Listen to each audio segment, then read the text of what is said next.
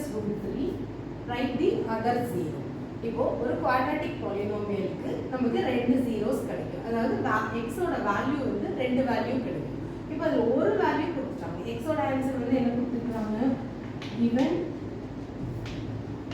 x is equal to 2 plus root 3 for the polynomial எந்த polynomialக்கு p of x equal to x square minus 4x plus 1.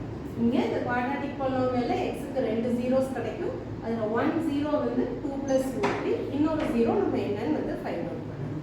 இப்போ இந்த x equal to 2 plus root 3 நான் என்ன பண்றேன்னா alpha equal to, let this be equal to alpha. நமக்கு sum of zeros. Sum of zeros is equal to minus b by a. So alpha plus beta. One zero is alpha. Let us take the other zero as beta. Alpha plus beta is equal to minus of minus 4 divided by 1. இப்போ ஒரு alpha ஓட value என்னன்னு கொடுத்துருக்காங்க நமக்கு 2 plus root 3 plus beta is equal to 4.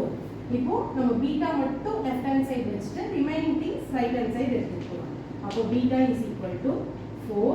இந்த 2 இந்த பக்கம் வந்துச்சுன்னா minus 2. root 3 other side வந்துச்சுன்னா minus root 3.